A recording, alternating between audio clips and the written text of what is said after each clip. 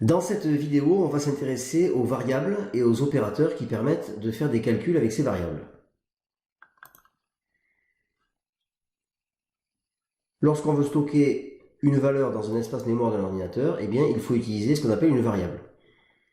Donc, cette variable peut être de différents types. Ça peut être un nombre entier ou un nombre réel, donc un nombre décimal, ou bien une chaîne de caractères, ou bien un caractère, ou bien éventuellement un booléen, c'est-à-dire une variable qui prend que deux valeurs, soit vrai, soit faux, etc. Donc ce qui est bien avec Python, c'est qu'en fait, on n'a pas besoin de déclarer explicitement la variable, c'est Python qui va se charger de réserver l'espace approprié à la variable en fonction de sa valeur. Alors une variable sera identifiée par son nom. Ce nom doit commencer par une lettre. En général, on prendra plutôt une lettre minuscule et ne doit pas contenir ni d'espace ni de caractères spéciaux. On peut éventuellement la faire commencer également par un tiré du bas, c'est possible, mais personnellement, je n'utiliserai pas ce type d'écriture. Alors, lorsqu'on veut affecter une valeur à une variable, c'est-à-dire stocker une valeur dans une variable, eh bien, on utilisera tout simplement le symbole égal. Donc, le symbole égal ne marque pas une égalité, mais marque bien une affectation, c'est-à-dire on prend une valeur et par le égal, on la met dans une certaine boîte qui a un nom, le nom de la variable en question. Donc, par exemple, ici, on a créé une variable qui s'appelle nombre 1 et on lui a affecté la valeur 5 à l'aide du symbole égal. Ici, on a créé une variable qui s'appelle nombre 2, on lui a affecté la valeur moins 3.4. Alors évidemment, ici, on a la notation décimale anglo-saxonne. Donc la virgule n'est pas une marque décimale, mais c'est le point. La virgule, c'est simplement un séparateur. Donc en français, on note avec une virgule. Les anglo-saxons, eux, mettront un point. Ensuite, on peut ici affecter à une variable qui s'appelle somme, eh bien, l'addition de nombre 1 et de nombre 2, comme ceci. Donc là, l'ordinateur sait qu'il doit aller chercher le contenu du nombre 1 et l'ajouter au contenu du nombre 2, et le total, le stocker dans la variable qu'on a appelée somme. On peut également, de la même façon, faire des produits. Vous constatez que la notation utilisée pour la multiplication, c'est l'astérisque, et non pas le multiplier comme nous en France. Toujours pareil, c'est la notation anglo-saxonne. Ici, on a le symbole d'une division décimale. Et ici, on a le symbole de la puissance. On verra aussi la division entière dans l'exemple qu'on va faire avec Python. Et donc, on peut également, évidemment, stocker aussi des chaînes de caractères, comme je vous l'ai dit en préambule. C'est-à-dire que si je mets ici une chaîne de caractères entre guillemets, eh bien Python sait que c'est une chaîne de caractères et par conséquent, il peut la stocker dans une variable qui sera de type chaîne de caractères. Alors, une fois qu'on aura des variables et qu'on va les utiliser, évidemment, on a envie de pouvoir afficher à l'écran le contenu de ces variables une fois qu'on a fait nos calculs. Et bien pour cela, on va utiliser de nouveau l'instruction print. Alors comment? Exemple, on a vu déjà comment afficher un message dans la console à l'aide des guillemets, donc en faisant print et la phrase qu'on veut afficher entre guillemets. Et bien, si on stocke une chaîne de caractères ou un nombre, ça marche aussi dans une variable, et bien qu'on veut afficher le contenu de cette variable, et bien à ce moment-là, on mettra print et entre parenthèses, on mettra le nom de la variable, mais cette fois-ci sans guillemets. Donc comme ça, Python sait qu'il doit afficher le contenu de la variable qui s'appelle phrase, dans ce cas-là. Et enfin, dernière chose, on peut combiner plusieurs affichages différents, c'est-à-dire que si je veux mélanger dans un affichage le contenu de certaines variables, ici que j'ai appelé nom et âge, et ensuite du texte, eh bien, je peux, en utilisant des virgules pour séparer, afficher le contenu de la variable nom, donc c'est-à-dire Pierre, ensuite étagé 2, ensuite le contenu de la variable âge, c'est-à-dire 16, et enfin an, qui est la chaîne de caractères. Donc on va afficher à l'écran Pierre étagé 2, 16 ans. Voilà, donc maintenant on va aller dans PyCharm pour tester tout ça. Donc on ferme cet ancien fichier premier programme, on va se créer un nouveau fichier. Donc ici on va dans projet Python, on fait File, ici on choisit New, Python File. Alors on va l'appeler 02, variable et opérateur.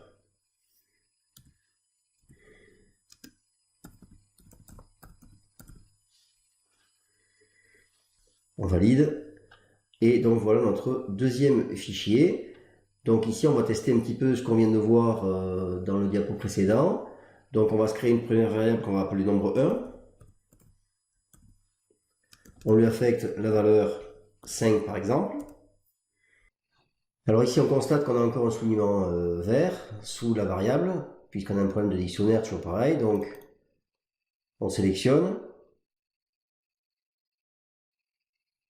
Donc ici, on va aller dans More Action. Ici, on va aller dans Save, nombre, tout projet, etc. On va sur la petite flèche. Et ici, on va faire Disable Inspection. Voilà, de façon à ce qu'on n'ait plus ce genre de problème. Parce que sinon, on va l'avoir à chaque nouveau mot et c'est un petit peu pénible. Donc maintenant, on a une deuxième variable qu'on appelle nombre 2.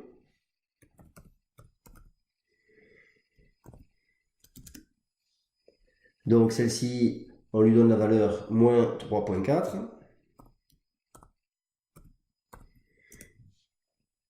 Et ensuite, on a notre variable somme qui est égale à nombre 1. Alors vous voyez ici, quand je tape, il y a ce qu'on appelle l'autocomplétion, c'est-à-dire qu'ici, vous voyez, il me propose des possibilités pour aller plus vite, donc je peux cliquer dessus, et ça me permet d'utiliser ce que j'ai déjà fait, et en fait, l'intérêt surtout, c'est que ça me permet d'éviter des erreurs de syntaxe, puisque je suis sûr de bien taper la variable, de ne pas me tromper. Donc ici, donc là, j'ai nombre 1 égale 5, nombre 2 égale moins 3,4, somme égale nombre 1 plus nombre 2, et maintenant, je voudrais afficher la somme à l'écran, donc je vais faire print, somme.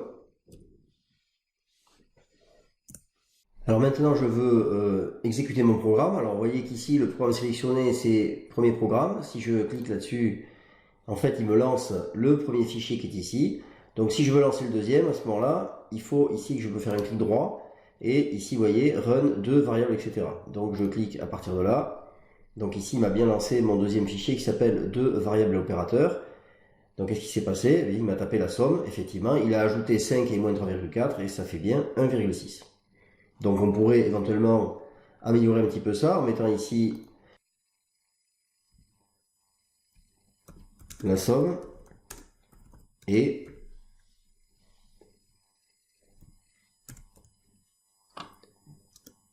comme ceci. Alors ça c'est simplement un petit séparateur pour que ce soit plus lisible. Alors on va voir ce que ça donne. Donc on lance de nouveau en faisant clic droit. Donc vous voyez que ça m'écrit bien la somme et 1,6. Par contre ici on peut constater que en fait il y a deux espaces. Donc en fait quand on tape une chaîne de caractères, automatiquement il met un petit espace en séparateur à la fin. Donc ici si j'enlève ça, vous voyez que je relance. Et vous voyez que cette fois-ci, le formatage est correct. Donc ici, on verra plus tard la gestion de ces espaces, etc., qu'on peut ajouter, enlever, faire ce qu'on veut. Pour l'instant, ce n'est pas l'objectif, donc on laisse comme ça. Ok, donc pour l'instant, pour lancer ce fichier, je rappelle, clic droit ici, et ensuite on fait Run, et vous voyez que vous avez le bon fichier qui est ici. Donc maintenant, vous voyez qu'il est passé même là, et donc si je fais ça, il n'y a pas de problème, il m'a sélectionné le bon fichier, je peux continuer. Mais le premier coup, si je me trompe, eh bien, il m'envoie le premier programme qui est ici. Alors on peut de la même façon calculer également une multiplication. Par exemple, si je fais produit, une nouvelle variable, égale nombre 1 fois nombre 2, et que j'affiche cette fois-ci, donc print, le produit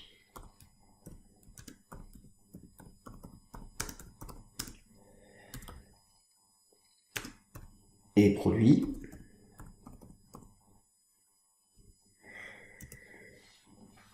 Donc je lance mon programme, et vous voyez qu'il m'affiche la somme est 1,6, le produit est moins 17, hein, donc évidemment 5 fois moins 3,4 ça fait bien moins 17. Je peux également faire de la même façon une division, donc je vais mettre quotient.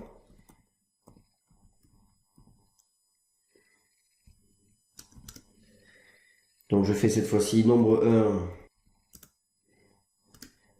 divisé par nombre 2. J'affiche, print le quotient et quotient.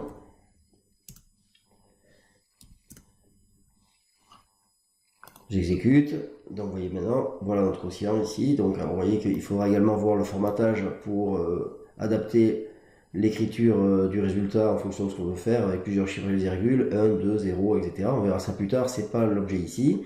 Alors on peut aussi faire une division entière si on veut, puisque là vous voyez que c'est une division décimale. Donc par exemple, si je me donne un autre nombre, donc nombre 3, égale par exemple 2, et que je veux faire la division entière de nombre 1 par nombre 3, donc là je vais mettre, on l'a pris Q, tiens, comme quotient. Donc Q égale nombre 1, et là je vais mettre 2 slash, ce qui veut dire la division entière, donc division euclidienne. Et ici je vais mettre nombre 3. Donc je vais afficher le résultat, donc print le quotient entier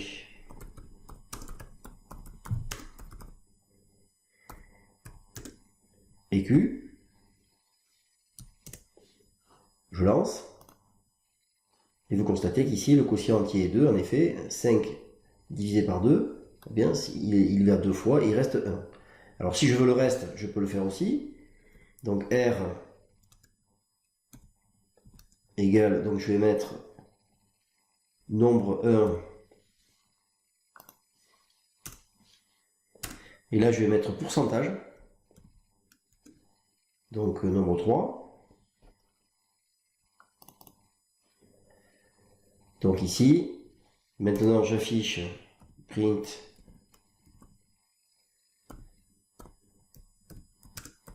le reste est.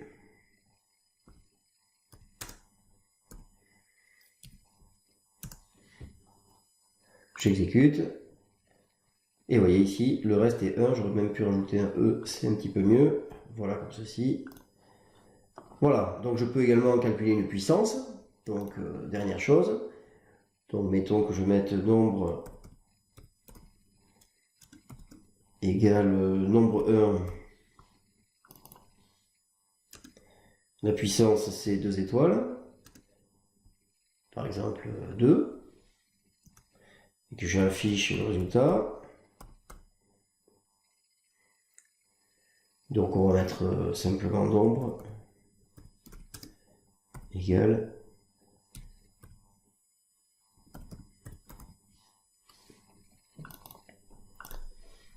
Voilà, je lance le programme. Et ici, vous voyez que nombre égale 25, ça fait bien 5 au carré.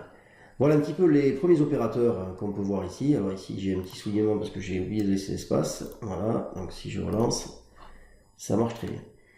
Ok, donc ici, on a vu un petit peu comment additionner, etc., etc. On peut aussi soustraire, bien entendu. On a vu la puissance, la division entière, etc. Donc voilà un petit peu pour l'utilisation des variables simples, ainsi que les opérateurs. On peut, enfin, pour finir, évidemment, créer une variable de type chaîne de caractères. Donc si j'appelle chaîne, donc je la mets entre guillemets puisque c'est une chaîne de caractères, donc bonjour.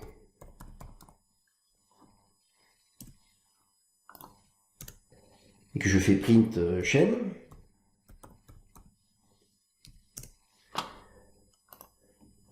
Et vous voyez qu'ici, ça m'affiche bonjour dans ma console. Voilà un petit peu la présentation des variables. On va évidemment maintenant s'en servir très régulièrement dans la suite des programmes que l'on va faire. Donc maintenant, évidemment, ce qu'on voudrait, c'est pouvoir entrer au clavier les valeurs de ces nombres pour pouvoir faire les opérations que l'on veut.